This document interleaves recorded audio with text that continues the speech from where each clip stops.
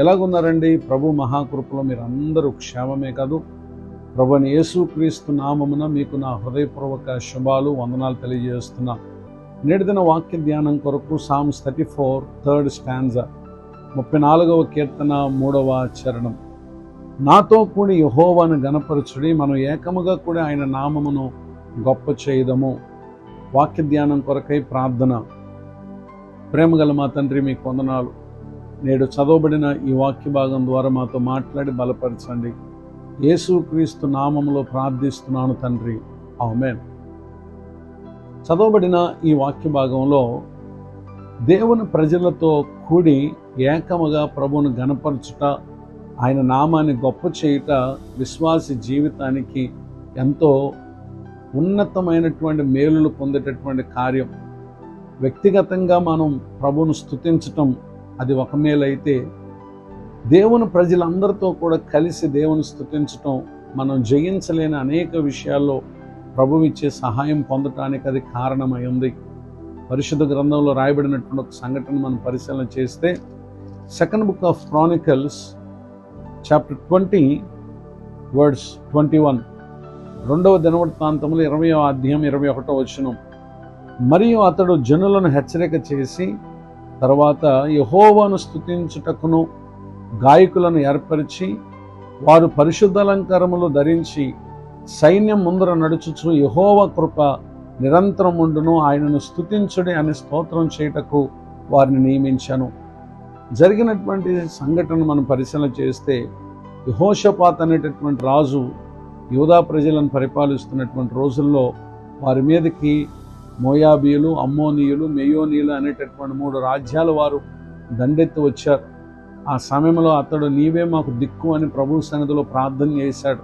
అతని ప్రార్థన విన్నటువంటి దేవుడు యెహజ్యేలు అనేటటువంటి వ్యక్తి ద్వారా జనులందరూ కూడా యుద్ధం చేయవారి వలె పంక్తులు తీర్చి నిలబడి ప్రభును స్తుతించండి అని ప్రభు సెలవిచ్చారు.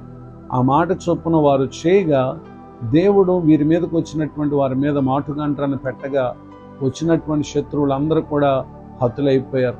నిజమే, ప్రభును స్తుతించటం ద్వారా, అది కూడా ఏకముగా కూడి ప్రభును స్తుతించటం ద్వారా వారి మీదకు వచ్చినటువంటి శత్రు సైన్యాన్ని వారు జయించినట్లుగా మనం చూస్తున్నాం. గనుక ఆ క్రింది వచనాలలో వారు ఆ చోటికి బెరాకా అని పేరు పెట్టుటను మనం గమనించగలం. దానికి గల అర్థం ఏంటంటే స్తుతి లేక ఆశీర్వాదము. ఈ మాటలు వింటున్నటువంటి నా ప్రియ సహోదరి సహోదరులు, అనుదినము మనము మన కుటుంబంతో కలిసి దేవుని స్తుతిస్తే కుటుంబం మీదకు వచ్చేటటువంటి అనేక శ్రమల మీద దేవుడు మనకు జయాన్ని ఇస్తాడు. అలానే సంఘంతో కలిసి మనం దేవుని స్తుతిస్తే దేవుని సంఘం మీద అపవాది తలపెట్టేటటువంటి ప్రతి పోరాటాల మీద దేవుడు మనకు జయాన్ని ఇస్తాడు. ఎందుకనంటే ఆయన నామమును మనం గొప్ప చేయవలసినటువంటి కారణాల్లో కొన్ని సంగతులు మనం జ్ఞాపకం చేసుకుందాం. డ్యూట్రానమీ చాప్టర్ 28 వర్డ్స్ 58, ద్వితీయోపదేశ కాండం 28వ అధ్యాయం 58వ వచనంలో ఆయన నామము మహిమ గల భీకరమైన నామము గనుక ప్రతి ఒక్కరు కూడా ఆ నామమునకు మనం భయపడవలసినటువంటి వారమై ఉన్నాం. రెండవదిగా 1 శామ్యూయల్ చాప్టర్ 12 వర్డ్స్ 22, మొదటి సమూయేలు గ్రంథం 12వ అధ్యాయం 22వ వచనంలో ఆయన నామము ఘనమైన నామము గనుక ఆయన తన జనులను విడనాడడు. గనుక విడనాడని దేవుని నామమును మనం గొప్ప చేసేటటువంటి వారంగా ఉండాలి.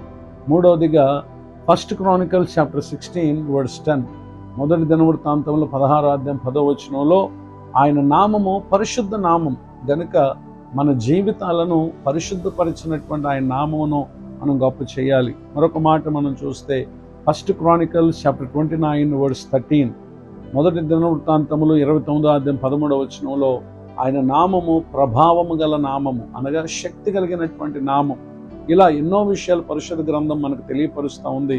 గనుక ఆయన నామమును మన మనసులో ఎల్లప్పుడూ జ్ఞాపకం చేసుకుంటూ ఆ దేవుని ప్రజలతో కూడా కలిసి ఆయన నామాన్ని గొప్ప చేయటం, అది మన జీవితానికి ఎంతో శక్తిని ఇస్తుంది. కనుక ఈ దీవెన పొందుటకు లోక సంబంధమైన పలు పనుపాట్లను బట్టి, పలు కారణాల చేత దేవుని ప్రజలతో కూడా కలిసి ఏకముగా గొప్ప చేసే ఈ విలువైనటువంటి అవకాశాన్ని పోగొట్టుకోకుండా ఎక్కడున్నప్పటికీ దేవుని ప్రజలతో కూడా కలిసి ఏకముగా ఆయన నామాన్ని గొప్ప చేసే వారిలో ఈ మాటలు వింటున్నటువంటి నా ప్రియులకు మీరు అందరూ ఉండాలని హృదయపూర్వకంగా కోరుతూ ఈ మాటలు ముగిస్తున్నాను. ప్రార్థన.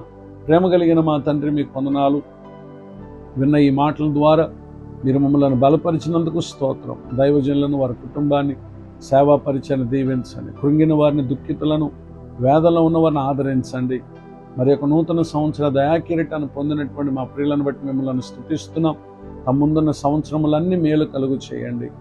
యేసుక్రీస్తు నామములో ప్రార్థిస్తున్నాను తండ్రి, ఆమేన్. తండ్రి, కుమార, పరిశుద్ధాత్మ దేవుడితో నడిపించునుగాక, ఆమేన్.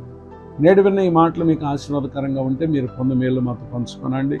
మీ ప్రార్థన అవసరాలు తెలియపరచడం నా cell number 9959141897. God bless you. Have a blessed day. మీ సహోదరుడు పాస్టర్ విలియం బూత్.